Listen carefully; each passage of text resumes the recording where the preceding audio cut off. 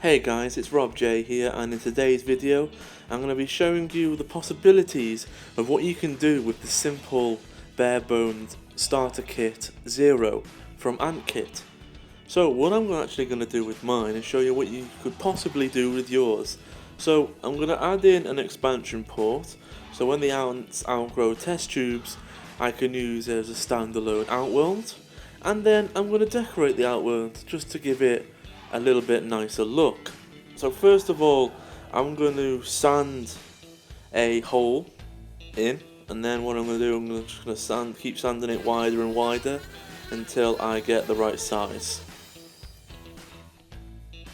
Now the hole is getting around the correct size, what I'm doing now is just sanding any shavings off and making the hole perfectly round, just ready for the installation of the expansion port. Now you might not be able to buy the same expansion port that I've shown here. I got mine off an old Antkit Outworld, but you can buy very similar things from Antkit called tank connectors, and you could do this with them, so it really doesn't matter. But essentially I'll just screw this on now, and I've added a fully functional 9mm tube connection port to the outworld, with not a lot of effort, to be honest, just a little bit of time and be careful while you're cutting. Okay, so now that's in, we'll take a closer look there. You see the hole that I cut is actually smaller than the flange itself, so no gaps. Right, so let's get on to decorating now.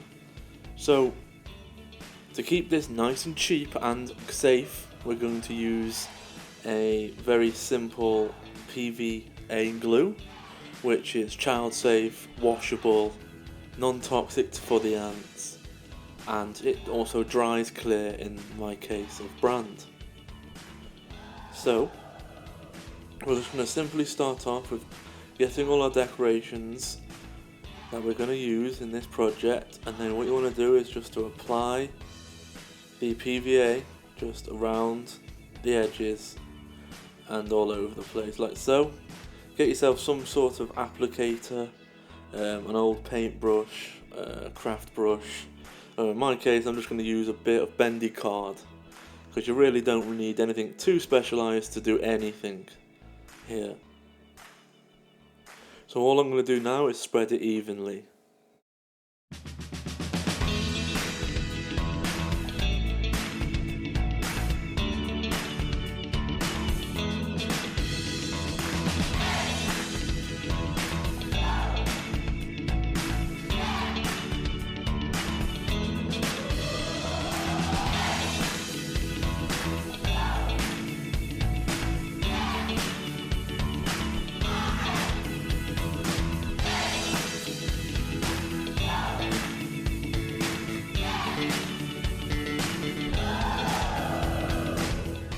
So now I've completed that, we're looking at the sort of consistency that you want to be seeing for yours. Make sure that you've pushed it into the majority of all the corners and the edges. If you get any on the window, this is the time to start cleaning it while it's still wet. So I got a tiny bit on the side, so I'm just going to keep cleaning that now. Moving on to my simple interior decor, I'm thinking a couple of rocks, a little bit of green and sand. So where you plan to put any sort of rocks or decorative items, you just want to put slightly more glue in that area than you would necessarily have, just to give a little bit of depth for the glue to tack onto the items. So I'm going to put a couple of stones into that heavy patch there. I think I'm going to use a little bit of green of this. Generally, because the PVA glue is so wet at the moment, nothing's going to be able to support its own weight, so be prepared for that. Either stand them up against something or expect them to lay down. Okay, so what you can do with yours is express yourself in your own way.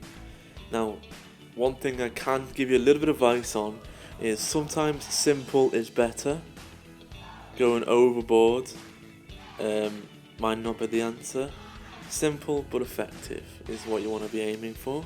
You don't have to copy mine, but express yourself in your own way, but try not to go overboard, and always make sure that you leave room for where your test tube is going to be placed. So mine is designed to go behind the rocks in that space, but always make sure that you leave room for your water and your test tubes and that sort of thing.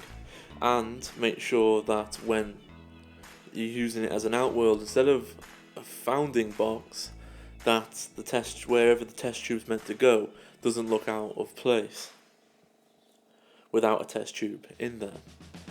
So once you've done this, you're ready to start sprinkling. So just do a nice even shake over the top. Now the idea is not to cover this so much, because the glue's going to dry see-through. The bottom is see-through, so it won't be the end of the world to have patches where you can still see through the bottom. It will look perfectly fine, but the overall look will be fantastic. So you just keep applying it to any sort of exposed glue, and if you want to add anything in at this point now, what you want to do is just get yourself a rough idea of the size and the shape. So I'm going to try and put in a nice seashell now. So what I'm going to do is push the seashell into the sand to get its perimeter shape. I've pushed it in where I want it. Now I'm just going to get it back out again, and I've left it shape in the sand, and I'm just going to go around with the glue in its particular area.